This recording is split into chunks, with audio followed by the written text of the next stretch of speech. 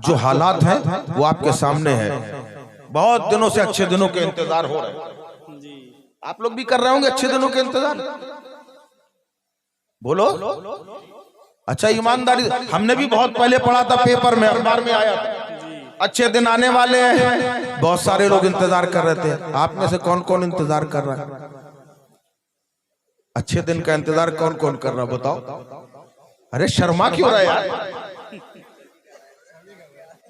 सब कर रहे हैं, सबकी नुमाइंदगी ये कह रहे हैं। बोलो भाई, आप सब कर रहे हैं अच्छे दिन के इंतजार? अरे यार, जिसके दिन बुरे हो वो इंतजार करे। अल्हम्दुलिल्लाह हमारे अच्छे दिन तो तभी आ गए थे जब आमना के लाल दुनिया में तशरीफ ले आए। सुभान अल्लाह, वाह वाह वाह वाह वाह वाह वाह, सुभान अल्लाह सुभान अल्लाह। मेरे आका करीम अलैहिस्सलातु वस्सलाम की आमद से तमाम आलम में उजाला हो गया। आका की शरीयत के मुताबिक अपनी जिंदगी गुजारो। ये वो इल्म की रोशनी नबी ने दी है कि माँ की गोद से लेकर कब्र की आगोश तक कुछ भी नहीं छोड़ा है, सब कुछ मौजूद है। और अगर तरीक़े मुस्तफ़ा के मुताबिक जिंदगी गुजारोगे तुम्हारे दिन भी अच्छे गुजरेंगे, रातें भी अच्छी गुजरेंगी। बेशक बेशक, सुभान अल्लाह सुभान अल्लाह। लेकिन अफसोस कि हमने गैरों की तहजीब को जो है तरीके को अपनाया और तरीके मुस्तफ़ा को छोड़ दिया। मेरे प्यारे याद रखो, आज जो कुछ भी मसाइल खड़े हो रहे हैं नबी के तरीके को छोड़ने का ये अंजाम है। आज की रात अल्लाह ने फरमाया कुंतुम खैरा उम्मत, है ना? फरमाया कुंतुम खैरा उम्मत, तुम बेहतरीन उम्मत हो। हमें आपके लिए कहा गया, आप भी उम्मत है ना सरकार की? अच्छा, अब तो हाथ उठा दो, कौन कौन सरकार की उम्मत है? सुभान अल्लाह। अब ठीक, हाथ नीचे। अब अल्लाह फरमाता है कुन तुम खैरा उम्मत, तुम बेहतरीन उम्मत हो। अब बताओ तुम्हारे अंदर क्या क्या बेहतरी, बस ये पर बताओ।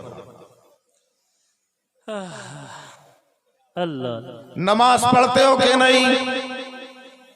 उठाओ हाथ।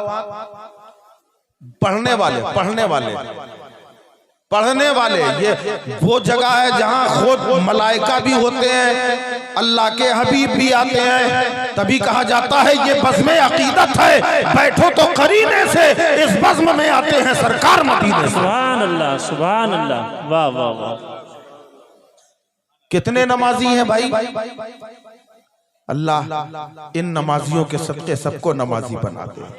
ए प्यारो याद रखो, जब 14वीं का चांद निकलता है चारों तरफ सितारे छिटके होते हैं, बड़ा हसीन मंजर होता है। हम अगर नीचे लेटे हैं और वो मंजर देखते हैं, तारों का झिलमिलाना बड़ा अच्छा लगता है और हम फख्र से कहते हैं कि देखो कैसे चमकदार सितारे हैं। मगर याद करो, हदीस पाक के अंदर आता है, मेरे आका फरमाते हैं फरिश्ते अल्लाह की बारगाह में जब जमीन में देखते हैं तो कहते हैं मौला ये कौन से सितारे हैं जो जमीन में जगमगा रहे हैं? अल्लाह फरमाता है ये सितारे नहीं है, बल्कि दुनिया में मेरे नमाजी बंदों के घर हैं जो सितारों की तरह चमक रहे हैं। सुभान अल्लाह सुभान अल्लाह सुभान अल्लाह।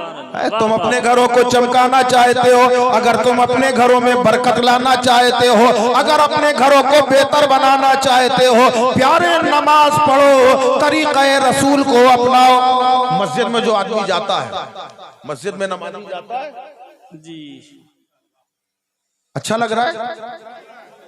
कड़वी कड़वी बात है, थोड़ा सा बर्दाश्त हो रही है? ए मेरे भैया, अल्लाह तुम्हें सलामत रखे। हम तुम्हारे लिए दुआ करते मेरे प्यारे, लेकिन नमाजी हो जाओ अल्लाह के वास्ते। सारे काम आप कर रहे हो, एक नमाज से क्यों दूर जा रहे हो? नमाज शुरू कर दो, बहुत सारी खामियां बुराइयां अपने आप हट जाएंगी। ये तो कुरान कह रहा है इन्न सलात तन्हा अनिल फ़हशाइ वल मुनकर। आज आपको नहीं मालूम, हम लोग नमाजों से दूर है, मगर देखा अमेरिका में डॉक्टर साहब खड़े नमाज पढ़ रहे हैं, मुसलमान नहीं है डॉक्टर साहब, अमेरिका में है, मोमिन नहीं है, खड़े हैं नमाज पढ़ रहे हैं। फ्रांस में देखा रुकू में एक डॉक्टर, जर्मन में देखा एक सजदे में पड़े हैं इंजीनियर साहब। किसी का ईमान से कोई ताल्लुक नहीं। उनसे सवाल किया भाई नमाज तो हमारे लिए इबादत बनाई गई है, हमारे ऊपर फर्ज की गई है। आप नमाज क्यों पढ़ रहे हो, आप इबादत क्यों कर रहे हो? तो जवाब दिया जा रहा है क्या लोगों, सुनो सुनो, हमने बड़ी रिसर्च की है और रिसर्च के बाद हम इस नतीजे पर पहुंचे हैं कि दुनिया में जितने एक्सरसाइज है, नमाज से बेहतर कोई एक्सरसाइज नहीं है। हम इबादत की तर्ज पे नहीं बल्कि एक्सरसाइज की गरज से पढ़ रहे हैं। वाह वाह वाह, ये गैर कह रहे हैं जो पंज वक्ता नमाजी होगा उससे न जाने कितनी बीमारियां दूर हो जाएंगी। सुभान अल्लाह, सुभान अल्लाह। गैर फायदा उठा रहे हैं और आप दूर भाग रहे हो। और हमारी माँ बहनों का हाल तो ये है कि बस अल्लाह ही मुहाफिज। रोजों का हाल, रोजे में देखा रमजान के दिन है, ये भरा हुआ कल्ला, पान चल रहा है, कोई चाय पी रहा है बाजारों में। अरे तुम कैसे मुसलमान हो? पूछा भाई नमाज रोजा रखे हो? क्या वो बीवी रखे? बेवकूफ, बीवी तेरी कब्र में आएगी क्या? तेरे ऊपर भी फर्ज है, बीवी के ऊपर भी फर्ज है। बीवी अपनी कब्र में सोएगी, तू अपने कब्र में सोएगा। जैसे रोजा उस पे फर्ज है वैसे तुम्हारे ऊपर भी फर्ज है। यही हाल नमाजों का है। आप तो नमाज पढ़ने जा रहे हैं, चलिए मान लिया। बात मर्दों को देखा, वो तो नमाज पढ़ने जा रहे हैं लेकिन बीवी से कोई मतलब नहीं, वो पढ़े चाहे ना पढ़े। बच्चों से कोई मतलब, वो पढ़े चाहे ना पढ़े। आपसे सवाल होगा कयामत में। एक जो है मुझे याद आ गया, वो टीवी में अक्सर जो है एक योगा सिखाने वाले आते हैं, मालूम है ना क्या नाम है? हाँ कुछ लोगों को मालूम, मैं नहीं कहूंगा, खाली मैं बता दे रहा हूं, मैं नाम नहीं लेता। हालांकि नाम मुझे मालूम था मगर मैं नहीं लेना चाह रहा था। अब वो योगा सिखाने वाले बैठे हुए हैं, एक बुर्का नशीन खातून आई, नकाब में आई, नकाब में आई और आके बड़े मोहब्बत से कह रही है, बाबा मैं आपकी बहुत बड़ी फैन हूं। अरे बेवकूफ, तू गैर की फैन है, तुझे तो कहना चाहिए मैं सैयदा फातिमा की फैन हूं, शहजादी मुस्तफा की फैन हूं। गैर के सामने खड़े होकर कह रही मैं आपकी फैन हूं। पूछा कैसे आना हुआ? का बाबा कोई अच्छा सा योगा बता दीजिए। का तुम मुसलमानों का? हाँ मुसलमान है। का नमाज पढ़ती हो? का नहीं। का नमाज पढ़, इससे बेहतर दुनिया में योगा नहीं। वाह वाह वाह, ये गैर तस्लीम कर रहे हैं। अफसोस है कि हम और आप नहीं महसूस कर रहे हैं। मस्जिद में जब नमाजी जाता है और वहां से जब पलट के आता है तो आप देखते हैं आपकी जबान खामोश नहीं रहती, आप कहने पे मजबूर हो जाते हैं कि क्या चेहरे पे नूर है। कहते हैं कि नहीं कहते? ये नूर कैसे आया? ये नूर आया कैसे? आओ मैं तुम्हें नूरानियत बताऊं। आप सुबह घर से उठे, सोकर उठे, आपने चेहरा धोया, नाश्ता किया, घर से बाहर निकले, दुकान गए, दुकान में सारा दिन मसरूफ रहे, वहां से रात में घर आए, अब बिस्तर पकड़ लिया, आपने एक वक्त की भी नमाजें नहीं पढ़ी। अब सुनो साइंस क्या कहती है। साइंस ये कहती है कि जब इंसान खड़ा हो जाता है, आप सो के उठे, खड़े हो गए और जैसे ही इंसान खड़ा हुआ तो खड़े होते साथ उसका खून का दौरान जमीन पैरों से चलता है, बड़ी रफ्तार के साथ कमर तक आ जाता है, फिर उसकी रफ्तार मध्यम होने लगती है, इतनी स्लो हो जाती है, काफी देर के बाद वो गर्दन तक खून आता है, जो आपके ब्लड ऑफ सर्कुलेशन का काम कर रहा है, जो खून में जो गर्दिश का काम कर रहा है, गर्दन तक आता है, फिर उसको सर तक आते आते वक्त लगता है, थोड़ा थोड़ा महीन सी लकीर पूरे दिमाग में घूमती है, तब जाके आपके दिमाग में थोड़ी बहुत सोचने समझने की ताकत पैदा होती है। मगर जब आप घर से निकले, दिन भर चक्कर लगाया, जोहर का वक्त हुआ, आप अजान सुनी, आपने वजू किया और जिस वक्त खड़े हैं खून का दौरान पैरों से चला है, कमर तक आया है और जैसे ही आपने रुकू किया ये पलट कर पूरा कंधे तक आ गया और जैसे ही सजदा करते हैं तो सारा का सारा खून जिसकी रफ्तार बड़ी धीमी थी बड़ी तेजी के साथ आता है और दिमाग के कई चक्कर लगाने लगता है। यही वजह है कि जब आप नमाज पढ़ते हो उस वक्त दुनिया के ख्याल आने लगते हैं, जो भूले काम है वो भी याद आते हैं।